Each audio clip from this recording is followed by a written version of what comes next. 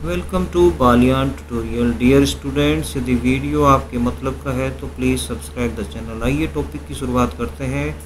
आज का हमारा टॉपिक है मल्टीप्लिकेशन ऑफ मैट्रिसेस। सबसे इम्पोर्टेंट बात क्या है, यदि आपके पास दो मैट्रिक्स है, फॉर एग्जांपल ये मैट्रिक्स आपकी ए है और ये मैट्रिक्स आपकी बी है, और आप इन दोनों मैट्रिक्स को मल्टीप्लाई करना चाहते हैं, आप ए इंटू बी फाइंड करना चाहते हैं, ए इंटू बी।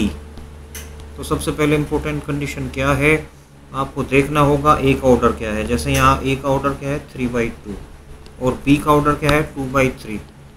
तो सबसे पहले देखना होता है जो ए पहले नंबर पे जो मैट्रिक्स है उसकी, और ये हो गया आपका रो, ये हो गया आपका कॉलम।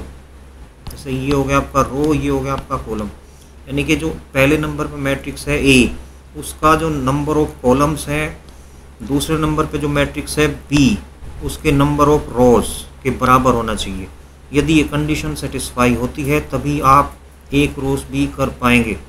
तो इस केस में ए के जो कॉलम हैं वो हैं 2 और यहाँ पे बी के जो रो हैं वो भी हैं 2, इसलिए आप यहाँ पे ए क्रॉस बी कर सकते हैं। ऐसे ही यहाँ पे बी क्रॉस ए, यदि आप देखना चाहते हैं क्या हम बी का ए से मल्टीप्लाई कर सकते हैं। यहाँ पे ए बी और बी ए दोनों अलग अलग होंगे। जैसे 5 × 4 और 4 × 5 एक ही बात है, बट मैट्रिक्स के केस में ए इंटू बी और बी इंटू ए, यानी कि ए मल्टीप्लाई बी या बी मल्टीप्लाई ए, दोनों अलग अलग, ये दोनों अलग अलग तरह के कंसेप्ट हैं, इसे आप बाद में समझ लेंगे। तो इस केस में यहाँ पे ए बी पॉसिबल है और बी ए भी पॉसिबल है, बट यदि आप देखेंगे तो यदि ए क्रॉस बी जो रिजल्टेंट, जब ए और बी का आप मल्टीप्लाई कर लेंगे उसके बाद जो रिजल्टेंट मैट्रिक्स आएगी उसका जो ऑर्डर होगा वो होगा 3/3, वो 3/3 की एक मैट्रिक्स होगी। बट यदि आप बी क्रॉस ए करेंगे जो कि यहाँ पॉसिबल है, तो उसका ऑर्डर, यदि आप बी पहले रखेंगे और ए बाद में रखेंगे तो 3, और उसका ऑर्डर होगा 2/2। ये देखने वाली बात इम्पोर्टेंट यही है कि सबसे पहले जब आप मल्टीप्लाई करते हैं तो पहली मैट्रिक्स का कॉलम और दूसरी मैट्रिक्स का रो नंबर में सेम होना चाहिए, तभी आप उन दोनों की मल्टीप्लाई कर सकते हैं। आइए बढ़ते हैं आगे।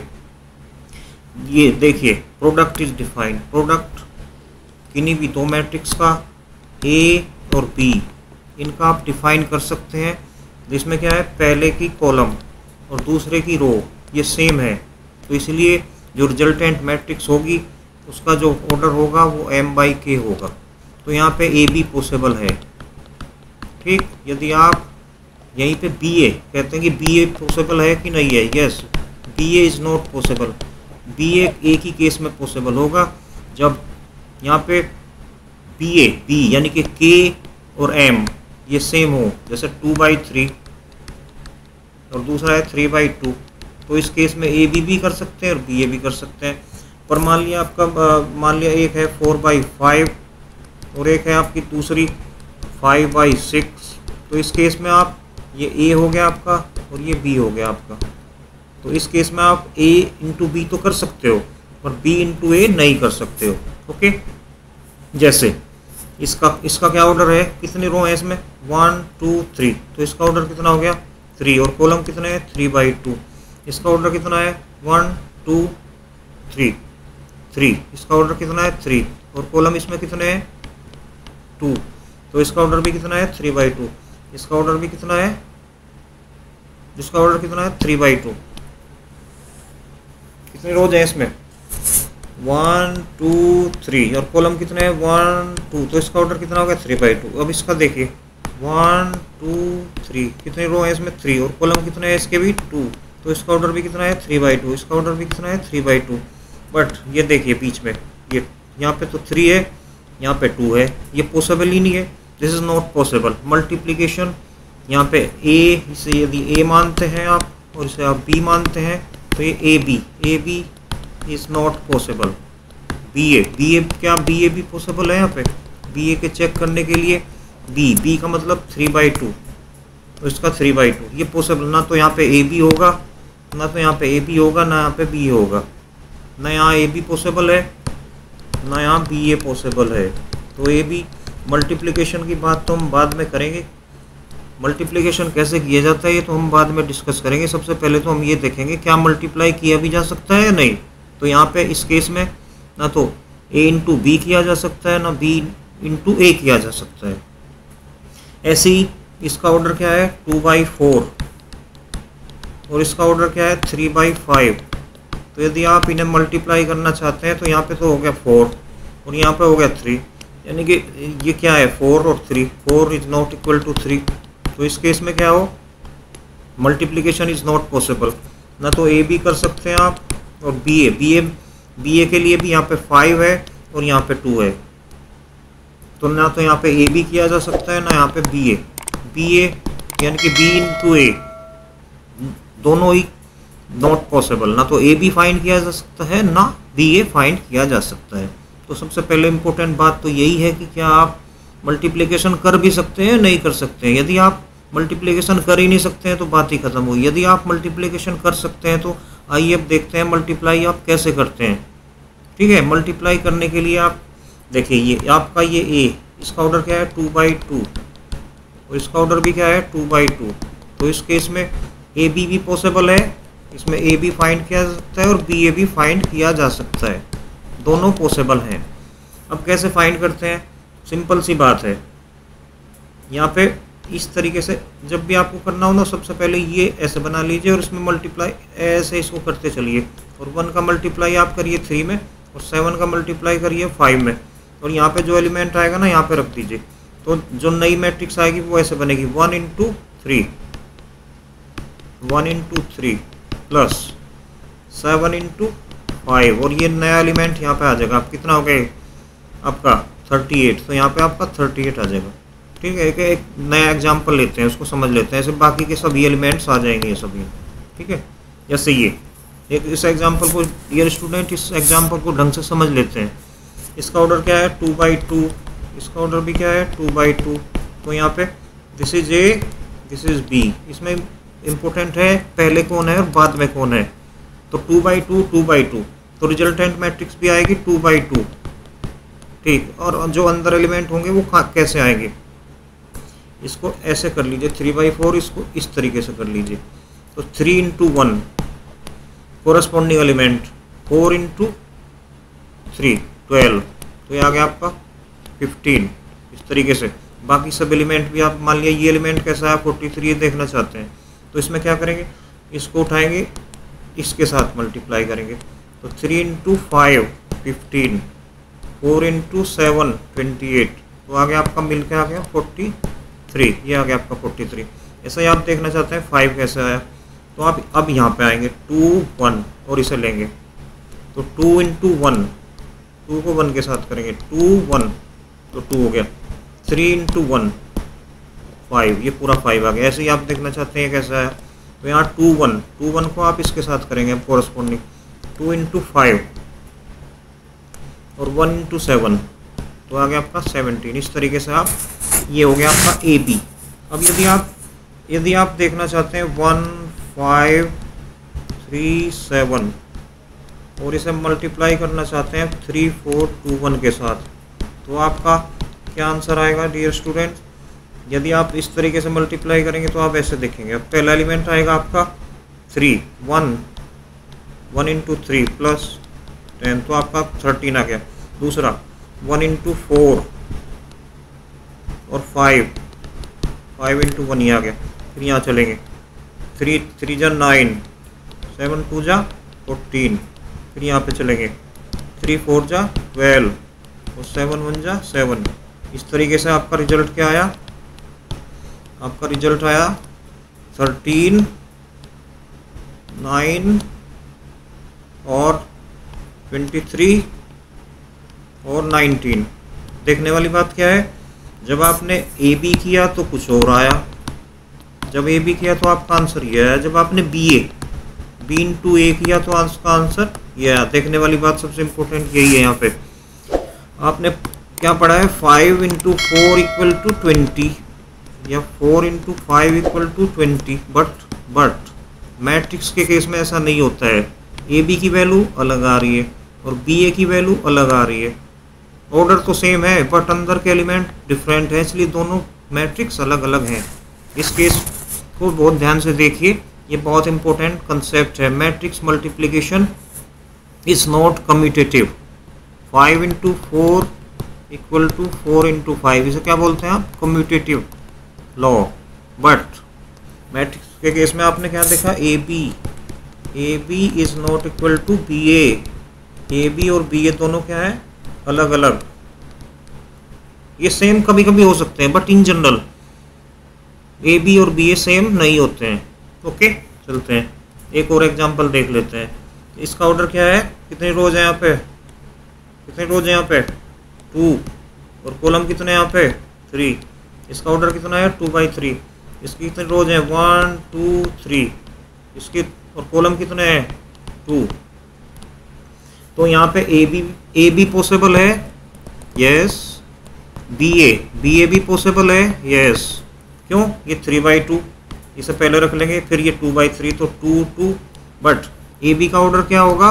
ए बी का ऑर्डर क्या होगा? 2/2। और बी ए का ऑर्डर क्या होगा? बी पहले रख लिया आपने, 3/3।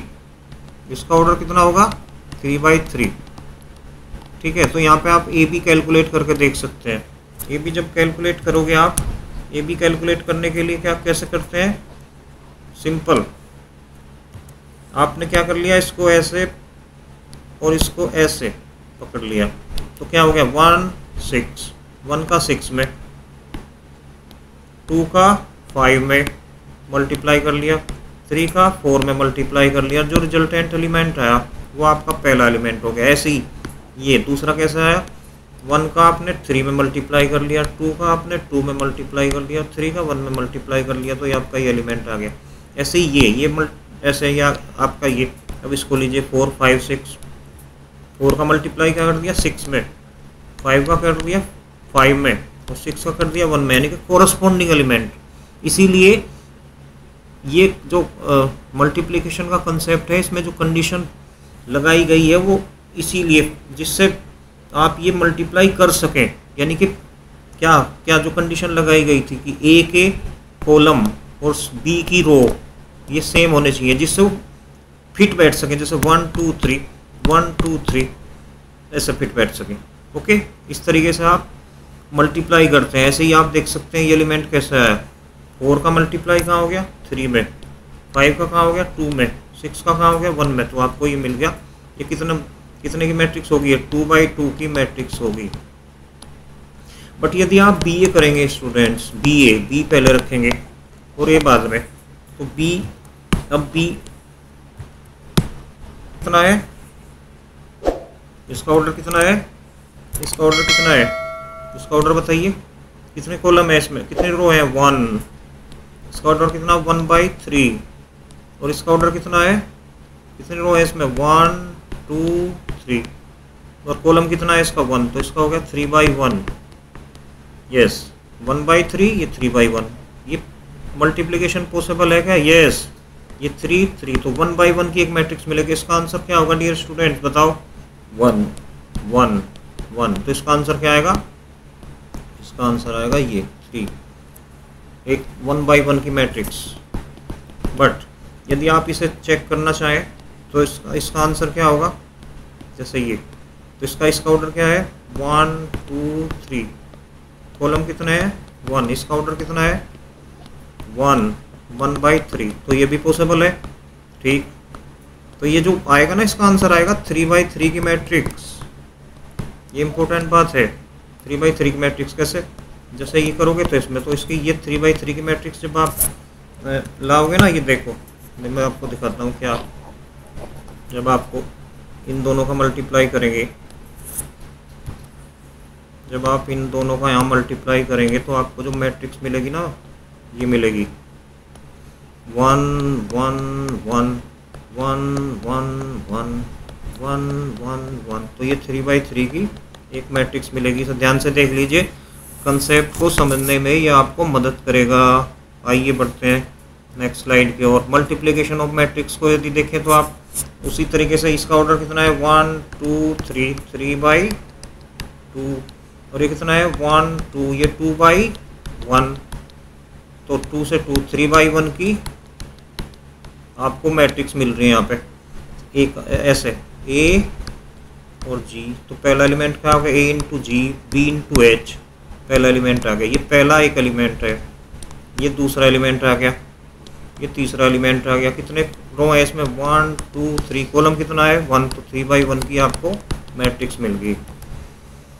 ये एक न्यूमेरिकल और आप सिंपल सा देख लेते हैं। ये this is A, this is B, this is 2/2, this is also 2/2, तो आप मल्टीप्लाई करें सिंपल, इसको ऐसे पकड़ लीजिए, इसको यहाँ से पकड़ लीजिए, 1 × 9 -1 × 9, 4 × 6, इस तरीके से सब एलिमेंट आपने देख लेना है, सब ढंग से देख लीजिए। Okay, this was all about multiplication of matrix. थोड़ा सा इसकी थ्योरी देख लेते हैं मल्टीप्लिकेशन की। डियर स्टूडेंट्स, इसमें आप पहले ही देख चुके हैं, यदि आपके पास एक मैट्रिक्स है ए, दूसरी मैट्रिक्स है बी, तो आप ए का बी में मल्टीप्लाई कर सकते हैं। यदि उनका एक है m/n तो दूसरी भी होनी चाहिए n/p। यदि एक है m/n और आप इसमें किसी को मल्टीप्लाई करना चाहते हैं तो उसका होना चाहिए n/n, n सेम होना चाहिए यहाँ पे, और जो रिजल्टेंट मिलेगी वो मिलेगी m/p। ठीक, इस तरीके से इसमें जो प्रोडक्ट होता है ए बी, इसमें ए को क्या कहते हैं आप प्रीफैक्टर, ये इंपॉर्टेंट बात है, और बी को क्या बोलते हैं आप इसमें पोस्ट फैक्टर। ठीक है, इसके बाद A has been post multiply by B. ठीक, बट इसमें यदि आप बी ए करोगे तो बी प्री फैक्टर होगा, ए आपका पोस्ट फैक्टर होगा। इंपॉर्टेंट बात क्या है यहाँ पे, if the product A B exist then जरूरी नहीं है कि उसके बाद बी ए भी एग्जिस्ट करे। जैसे ए का ऑर्डर क्या है 4/5, बी का ऑर्डर क्या है 5/3, तो यहाँ पे क्या है 5। देखिए ए बी तो पॉसिबल है, बट यदि आप बी ए करना चाहोगे तो बी ए पॉसिबल होगा ही नहीं, क्योंकि यहाँ पे 3 है, और यदि आप बी में किसी का मल्टीप्लाई करना चाहते तो वहाँ पे होना चाहिए 3, तो यहाँ पे है 4, तो इसलिए यहाँ पे ए बी पॉसिबल है पर बी ए पॉसिबल नहीं है। ये इसकी यहाँ पे पूरी एक्सप्लेनेशन दी गई है जो मैंने आपको डिटेल में बताया है। दिस वाज, ये उसका पूरा थ्योरी है। क्या करते हैं, जब भी आप दो मैट्रिक्स, इसने पूरा उसको जनरलाइज कर दिया है। यदि आपके पास एक मैट्रिक्स है जिसका ऑर्डर है m/n और एक दूसरी मैट्रिक्स है आपकी, उसका ऑर्डर क्या है n/p, तो जब आप उन दोनों को मल्टीप्लाई करते हैं तो आपको एक नई मैट्रिक्स मिलती है। उसका ऑर्डर क्या होता है, आपका ऑर्डर क्या था, पहला m/n, दूसरा था n/p, तो जब आप मल्टीप्लाई करते हैं उसमें से तो आपका ऑर्डर क्या बच जाता है m/p। m/p की आपको मैट्रिक्स मिलेगी।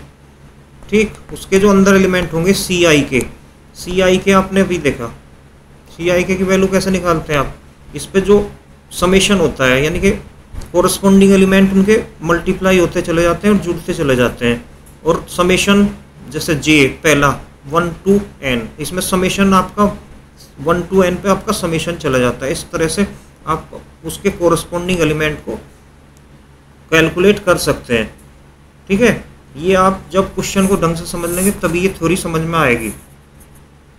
यदि आप ध्यान से देखें, यदि आप किसी एलिमेंट को देखना है तो C12 जो एलिमेंट होगा वो कैसे आएगा, जैसे C11 वो कैसे आएगा, C11 जो आपका C11 होगा, मैट्रिक्स मल्टीप्लाई करेंगे जब आप C11 आएगा ना नया, तो कैसे आएगा, adding the product of corresponding element of first row और फर्स्ट कॉलम। फर्स्ट रो और फर्स्ट कॉलम को जब कोरस्पॉन्डिंग एलिमेंट्स को आप मल्टीप्लाई करोगे तो आपको मिलेगा C11। C12 कैसे मिलेगा आपको, यानी कि आप C12 को कैसे ऑब्टेन करोगे, उसे कैसे ऑब्टेन करेंगे, जब adding the products of corresponding elements of the first row, A की तो फर्स्ट और बी की सेकंड कॉलम को आप ऐसे मल्टीप्लाई करते जाइए और आपको एलिमेंट्स मिलते जाएंगे। आप देखना C21, तो C21 में आपको सिंपल सी बात है, C21 कैसे मिलेगा, इसके लिए ए का तो आपको, इसमें ए का तो क्या होना चाहिए ए बी, जब ए बी ऑब्टेन करोगे इसमें प्रोडक्ट में C21 ऑब्टेन करने के लिए सेकंड तो आपकी रो होगी और फर्स्ट आपका बी का कॉलम होगा। इस तरीके से आप यहाँ पे C21 ऑब्टेन कर सकते हैं डियर स्टूडेंट। चलिए एग्जाम्पल थोड़ा ये एक एग्जाम्पल और देख लेते हैं, बहुत सिंपल सा एग्जाम्पल है। देखिए यहाँ पे आपका ये हो गया ए, इसका ऑर्डर कितना है 3/3 और इसका ऑर्डर कितना है 1 2 1 2 3 3/4। कितने कॉलम इसमें 1 2 3, तो यहाँ पे 3 यस पॉसिबल है। तो रिजल्टेंट मैट्रिक्स होगा, उसका ऑर्डर कितना होगा 3/4। तो ये 3/4 की इसने मैट्रिक्स पहले यहाँ पे बना के रख दिए। C11 अब कैसे आएगा? C11 वो जो मैंने अभी लास्ट में समझाया, C11 ऐसे आएगा। इसका C11 लाने के लिए इसका फर्स्ट रो और इसका first column in corresponding element कर दिए। C12 कैसे आएगा?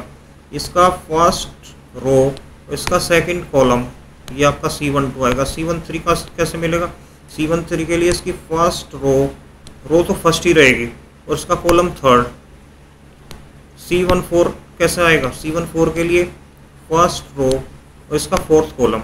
ठीक है, अब C33 देखना चाहते हैं तो C33 में इसके थर्ड रो और इसका थर्ड कॉलम, सीधी सी बात है।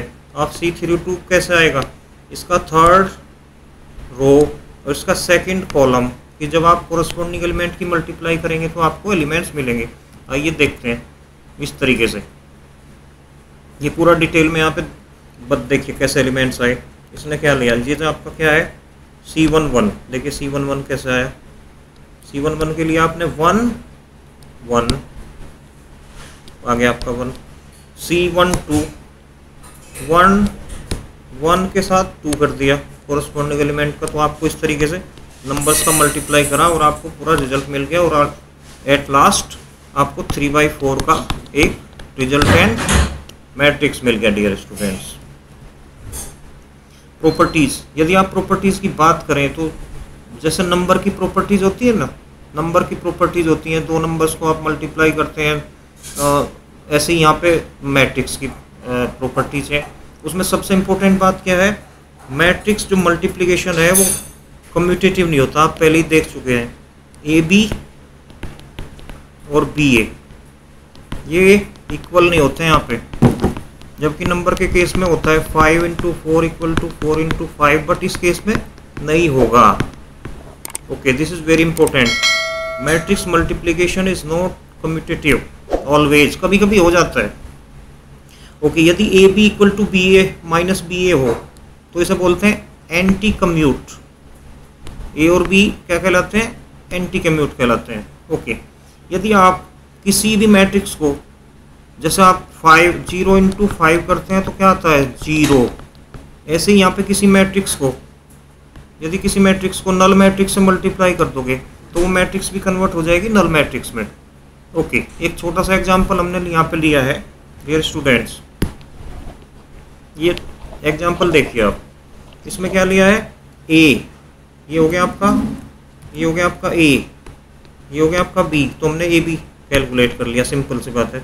और ऐसे क्योंकि ये 2/2 है, ये भी 2/2 है, तो ये भी 2/2 है, तो ए यहाँ पे AB भी कर सकते हैं और BA भी पॉसिबल है। बट AB की वैल्यू आपकी आई -4 9 6 -6, बट BA की वैल्यू आपकी ये आई। तो यहाँ पे एक एग्जांपल है ये शो करने के लिए कि जो मैट्रिक्स मल्टीप्लिकेशन होता है that is not commutative always. एक ही एग्जांपल काफ़ी है, इसे याद रखिए आप।